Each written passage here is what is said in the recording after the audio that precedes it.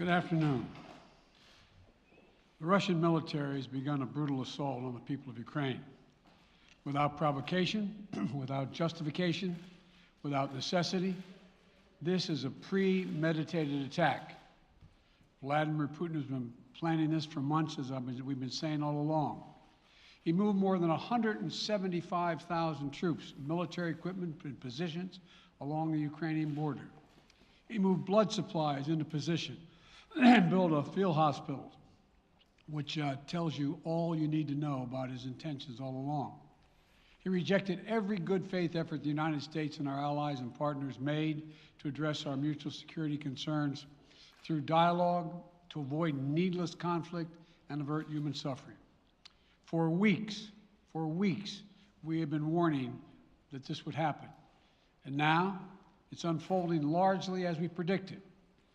In the past week, we've seen shelling increase in the Donbass, a region in eastern Ukraine controlled by Russian-backed separatists. The Russian government has perpetrated cyber attacks against Ukraine. We saw a staged political theater in Moscow, outlandish and baseless claims that Ukraine was about to invade and launch a war against Russia, that Ukraine was prepared to use chemical weapons, that Ukraine committed a genocide. Without any evidence, we saw a flagrant violation of international law in attempting to unilaterally create two new so-called republics on sovereign Ukrainian territory. And at the very moment that the United Nations Security Council was meeting to stand up for Ukraine's sovereignty, to stave off invasion, Putin declared his war. Within moments, missile strikes began to fall on historic cities across Ukraine. Then came the air raids, followed by tanks and troops rolling in. We've been transparent with the world. We've shared declassified evidence about Russia's plans and cyber attacks and false pretexts so that there could be no confusion or cover-up about what Putin was doing. Putin is the aggressor. Putin chose this war, and now he and his country will bear the consequences. Today, I'm authorizing additional strong sanctions and new limitations on what can be exported to Russia. This is going to impose severe cost on the Russian economy, both immediately and over time. We have purposely designed these sanctions to maximize the long-term impact on Russia and to minimize the impact on the United States and our allies. I want to be clear, the United States is not doing this alone. For months, we've been building a coalition of partners representing well more than half the global economy. 27 members of the European Union, including France, Germany, Italy, as well as the United Kingdom, Canada, Japan, Australia, New Zealand, and many others, to amplify the joint impact of our response. I just spoke with the G7 leaders this morning, and we're in full and total agreement. We will limit Russia's ability to do business in dollars, euros, pounds, and yen to be part of the global economy. We'll limit their ability to do that. We're going to stunt the ability to finance and grow the Russian military. We're going to impose and we're going to impair their ability to compete in high-tech 21st century economy. We've already seen the impact of our actions on Russia's currency and the ruble, which early today hit its weakest level ever in history. The Russian stock market plunged today. The Russian government borrowing rate spiked by over 15%. In today's actions, we've now sanctioned Russian banks that together hold around $1 trillion in assets. We've cut off Russia's largest bank, a bank that holds more than 1/3 of Russia's banking assets by itself, cut it off from the U.S. financial system. And today, we're also blocking 4 more major banks. That means every asset they have in America will be frozen. This includes VTB, the second largest bank in Russia, which has $250 billion in assets. As promised, we're also adding the names to the list of Russian elites and their family members that we're sanctioning as well. As I said on Tuesday, these are people who personally gain from the Kremlin's policies, and they should share in the pain. We will keep up this drumbeat of those designations against corrupt billionaires in the days ahead. On Tuesday, we stopped the Russian government from raising money from U.S. or European investors. Now we're going to apply the same restrictions to Russia's largest state-owned enterprises, companies with assets that exceed $1.4 trillion. Some of the most powerful impacts of our actions will come over time as we squeeze Russia's access to finances and technology for strategic sectors of its economy and degrade its industrial capacity for years to come. Between our actions and those of our allies and partners, we estimate that we'll cut off more than half of Russia's high-tech imports. It'll strike a blow to their ability to continue to modernize their military. It'll degrade their aerospace industry, including their space program. It'll hurt their ability to build ships, reducing their ability to compete economically. And it will be a major hit to Putin's long-term strategic ambitions. And we're preparing to do more. In addition to the economic penalties we're imposing, we're also taking steps to defend our NATO allies, particularly in the East. Tomorrow, NATO will convene a summit. We'll be there to bring together the leaders of 30 allied nations and close partners to affirm our solidarity and to map out the next steps we will take to further strengthen all aspects of our NATO alliance. Although we provided over $650 million in defensive assistance to Ukraine just this last year, let me say it again. Our forces are not and will not be engaged in the conflict with Russia in Ukraine. Our forces are not going to Europe to fight in Ukraine, but to defend our NATO allies and reassure those allies in the East. As I made crystal clear, the United States will defend every inch of NATO territory with the full force of American power. And the good news is, NATO is more united and more determined than ever. There is no doubt that the United States and every NATO ally will meet our Article 5 commitments, which says that an attack on one is an attack on all. Over the past few weeks, I ordered thousands of additional forces to Germany and Poland as part of our commitment to NATO. On Tuesday, in response to Russia's aggressive action, including its troop presence in Belarus and the Black Sea, I've authorized the deployment of ground and air forces already stationed in Europe to NATO's eastern flank allies, Estonia, Latvia, Lithuania, Poland, and Romania. Our allies have also been stepping up, adding the other allies, the rest of NATO, adding their own forces and capabilities to ensure collective defense.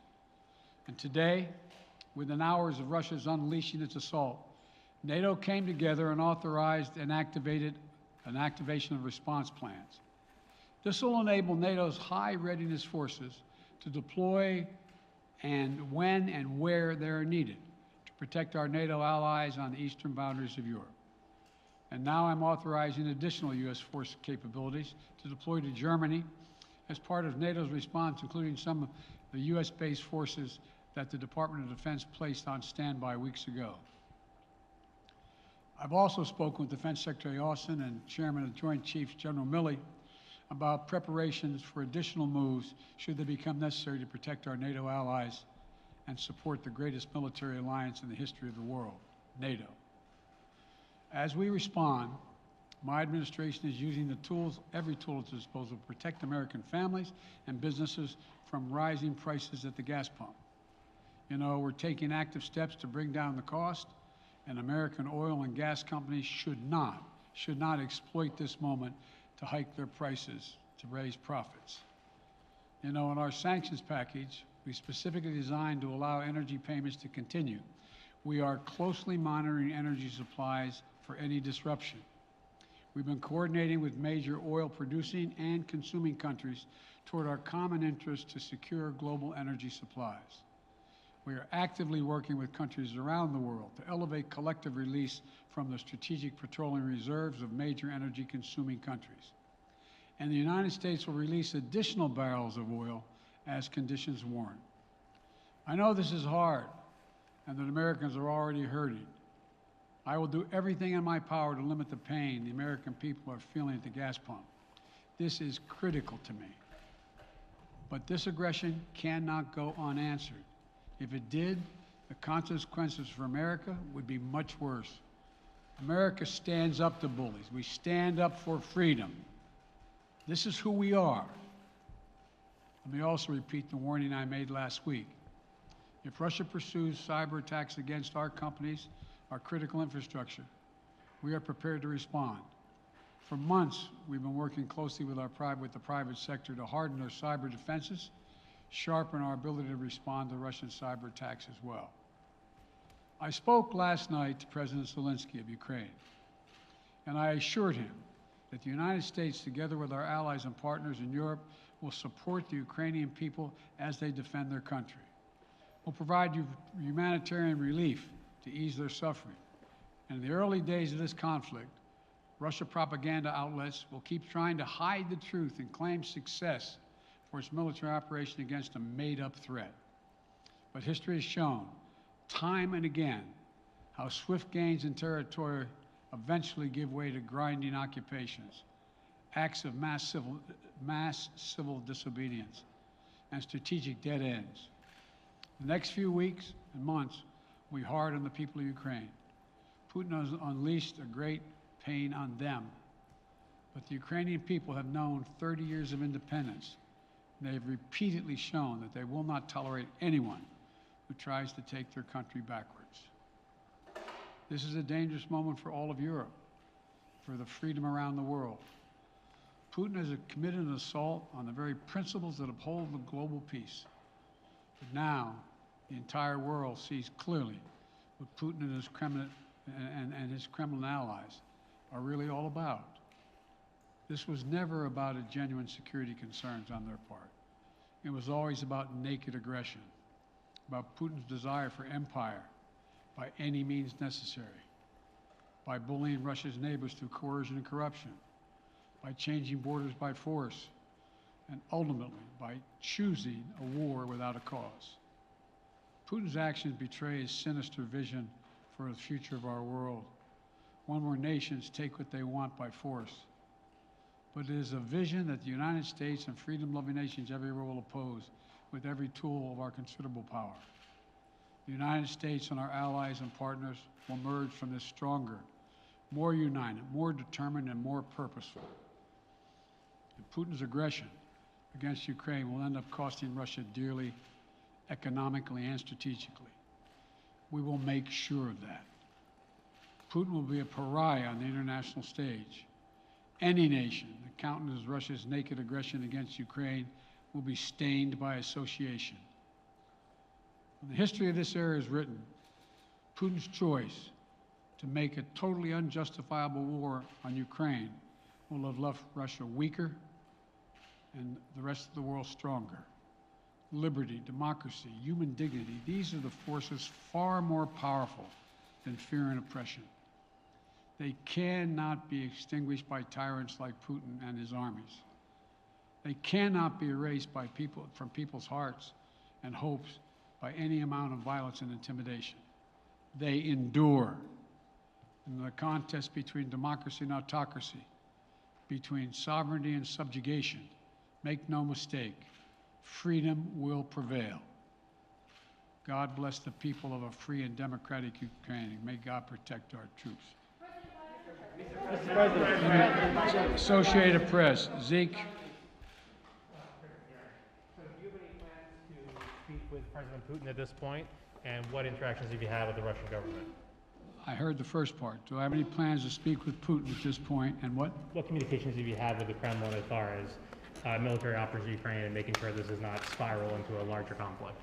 Well, it's a large conflict already. The way we're going to ensure it's not going to aspire to a larger conflict is by providing all the forces needed in the Eastern European nations that are members of NATO. NATO is more united than it's ever been, and I have no plans to talk with Putin.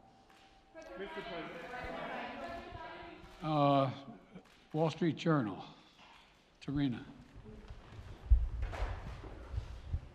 Mr. President, you didn't mention SWIFT in your sanctions that you announced. Is there a reason why the U.S. Isn't doing that? Is there a disagreement among allies regarding SWIFT and whether Russia should be allowed to be a part of it? The sanctions that we proposed on all their banks have of equal consequence, maybe more consequence than SWIFT, number one. Number two, it is always an option, but right now that's not the position that the rest of Europe wishes to take. Cecilia Vega, ABC. Sir, sanctions clearly have not been enough to deter Vladimir Putin to this point. What is going to stop him? How and when does this end? And do you see him trying to go beyond Ukraine? And a second question I'll just give to you now. This statement that he gave last night, the threat that he gave, the West will face consequences greater than any you have faced in history. Is he threatening a nuclear strike? I have no idea what he's threatening. I know what he has done, number one. And number two, no one expected the sanctions to prevent anything from happening. It has to show, this is going to take time, and we have to show resolve so he knows what's coming. And so the people of Russia know what he's brought on them. That's what this is all about.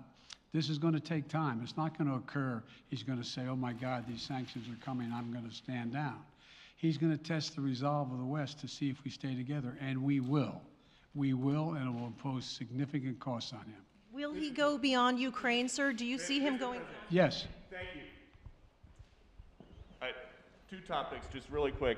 First, markets are down and gas prices are up. I know you always stress the difference between Wall Street and Main Street, but everybody seems to be in for some economic pain. How economically painful is it going to get for people in this country? And I do have one more question.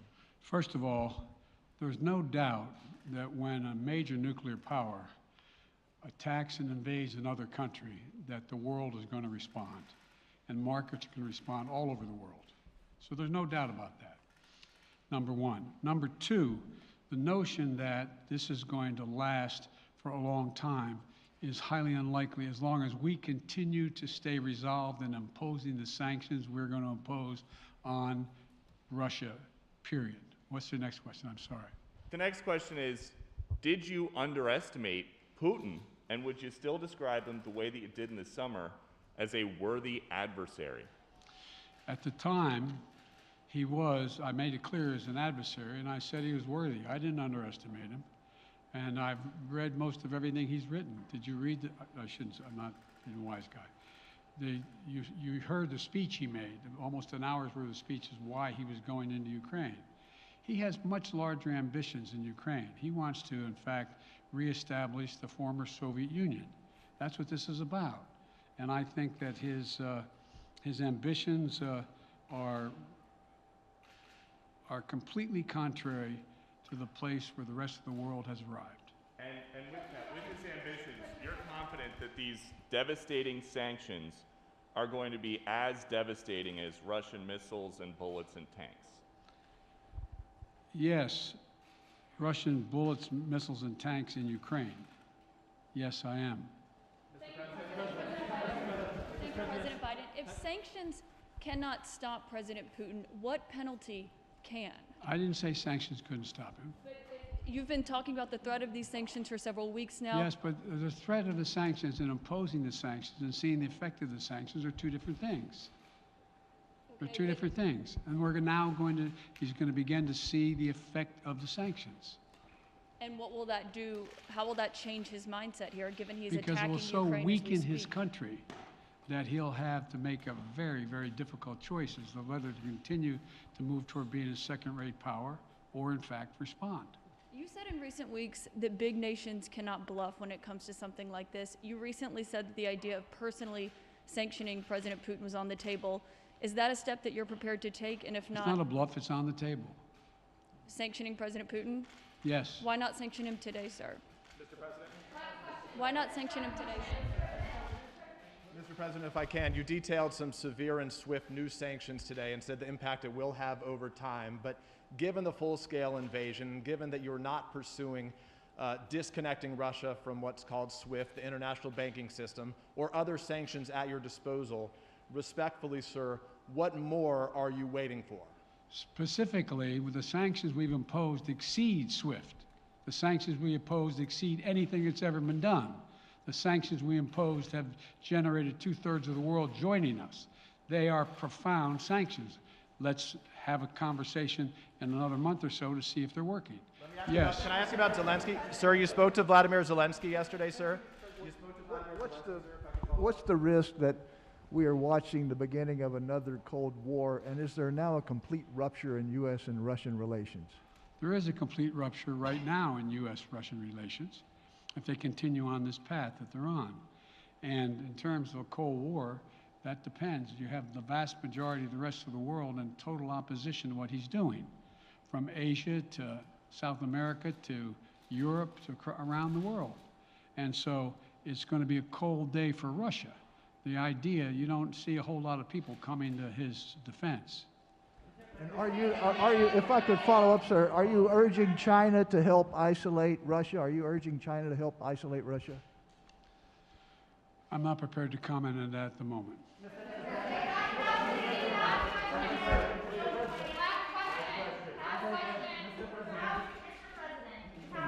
No. Yeah. No. He's had his hand up a long time. Thank you, Mr. President.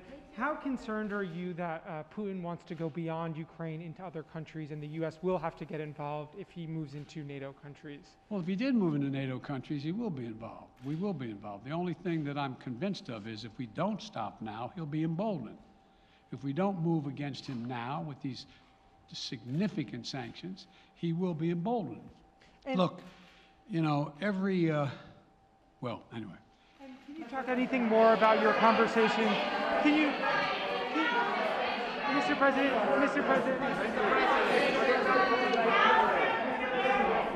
Why not sanction Putin directly, sir? Why not sanction Putin directly today? I'm sorry, I can't hear you. Sir, India, which is a major defense partner of the United States, is India fully with you on the issue of Ukraine and Russia? Does the Defense Department of the United States? Sir, India is one of your major defense partners. Is India fully in sync with United States on Russia? We're in consultation with India today. We haven't resolved that completely. One more question. Okay, thank you all very much. Thank you.